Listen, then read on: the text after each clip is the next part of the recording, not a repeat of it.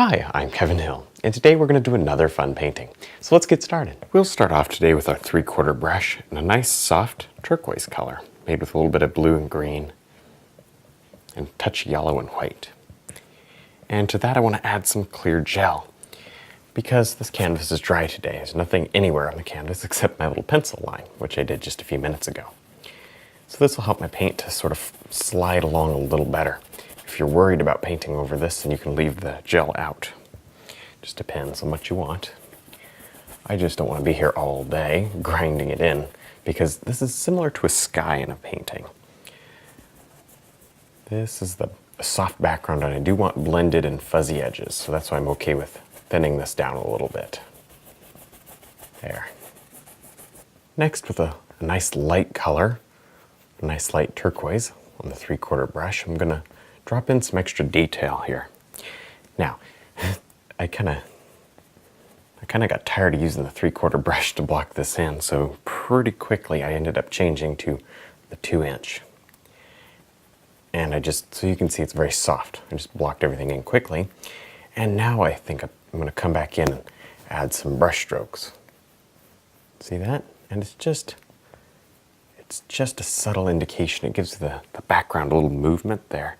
And I think that's nice. And you can kind of put this wherever you want, maybe just a little here. And it mixes, so you have a beautiful little background. Now, after you're finished with this background, you could stop and wait a week or so and let it dry. You could do that.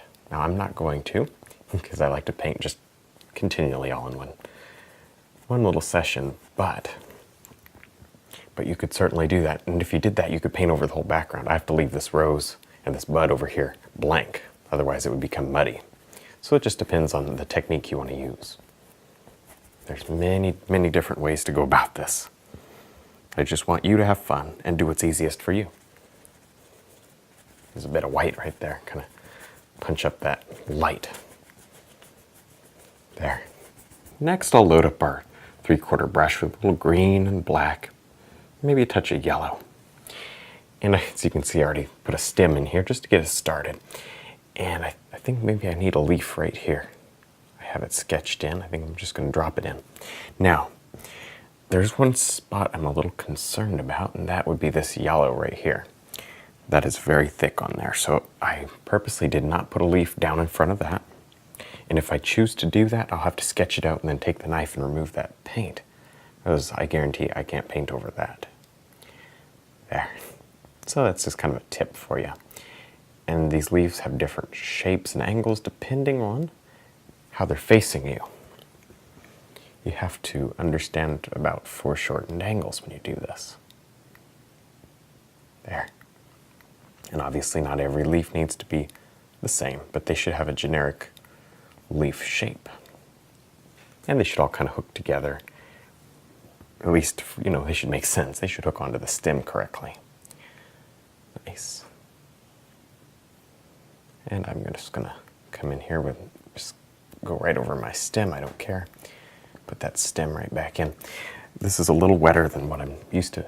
That's a lot wetter than what I'm used to painting on, but that's okay because I needed to get these big broad brush strokes and I had to build up a little texture in order to do that.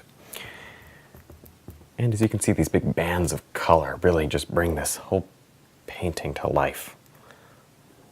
There. See, I wasn't even in the bright area and it kind of got muddy there, so we might have to address that later. For now, I'm just sketching this part of the painting in. I'm not going to go and worry about this too much. There's some smaller leaves. You can just smudge with this brush. It's a pretty big brush, so you can get some quick leaves like this. Next, with our 3/4 brush, I'll pick up just a little red, yellow, touch of white, and then I put just a speck of blue into it just to cool the color down slightly. So we end up with this beautiful deep peach color. So let's put that right in this rose. Now, I have taken several minutes and sketched this just before we got started. So I am reasonably familiar with how this flower is shaped. Reasonably. I'm still going to need to be careful and not get lost. So just really follow your sketch. And my sketch is not super accurate. It's not perfect. You can see it's a little messy, but that's not the point. It's just a guide here. It'll help me stay on track and not get any petals in weird spots. There. And isn't that background neat? I keep looking at that background. I like it. It's very impressionistic. I like how it's going to really show off our flower. And it could just be leaves or sky even. Sky and big bushes and leaves, and who knows what it is back there. Doesn't make any difference at all what it is. None at all. It's just beautiful color. There. I'm being careful not to overdo it. I'm only putting this color where I know that I want it. Everywhere else needs to stay blank for now. Next, I'll pick up a little bit of white and yellow evenly on the brush. And I'm going to just begin working on some light areas to the side of the flower. Pretty simple, but I am going to be careful. Although it's simple, you don't want to get carried away and do too much, or get areas that are too thick or too hard. You got to be careful. You got to watch what you're doing, although it's not difficult. There. You just have to pay attention is all I'm saying. There. And maybe right on this bit, there's some. Not too much paint though. Because remember, there's no medium under here. Not under the flower. This area around here is wet, but the flower is fairly dry. Not a lot of slippery wet paint on there. So you can be sparing with the amount of paint you put on top, and it won't mix together too much. There. Now we can also underpaint this bud over here while we're going. We'll just start kind of quickly blocking this one in. I actually didn't sketch this one in very well. Just knowing that it's pretty simple, and basically any kind of tight petal shape we do will be fine. I don't even care if it touches some of that green and drags it in. It just helps to soften that color. I don't want it so bright that it becomes the feature of the painting, of course. That one's the feature of the painting. Now, before we go too far in this painting, I just want to take the liner brush here and simply work in a little more highlight. Now, the reason I want to use the liner brush is because it's very soft, and it's maybe probably the easiest way to layer paint over thick paint if you want a very bright, small highlight area. I hope that makes sense. What I do, I'm not thinning the paint like I normally do to draw limbs. Instead, it's very thick on the brush, and there's quite a bit. There's so much that the bristles don't really touch the canvas. It's basically just a little ridge of paint that I have built up on the edge of the brush that's hitting the canvas, and that's what causes this perfectly bright, pure color. Otherwise, it just gets muddy, and this flower has a lot of layers on it by now. There. Very light touch. But because the bristles are so long, you're not going to be able to push too hard.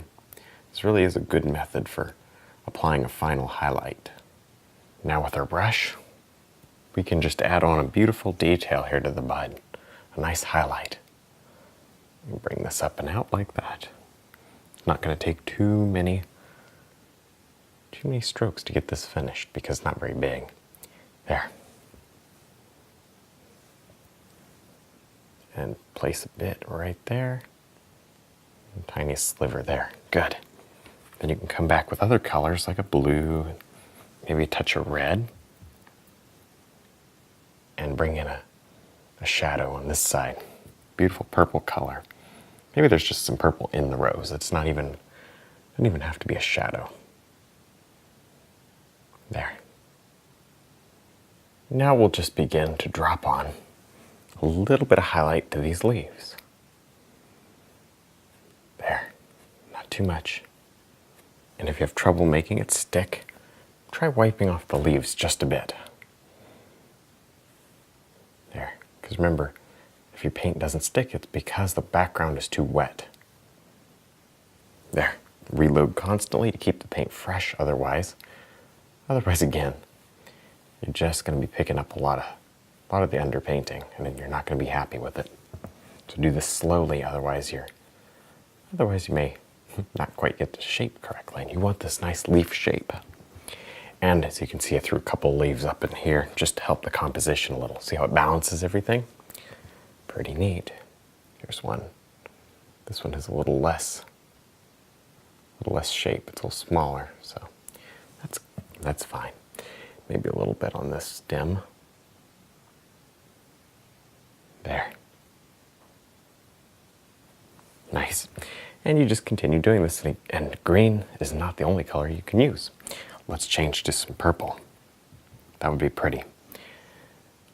Maybe one right here. There. It's a soft purple, but it's nice. So you can do that. You can change colors. Use whatever color you want. All right, well, I think we're done. I had a lot of fun. I hope you did too. Don't forget to check out my website, my DVDs, and also my brush line. And thanks for watching.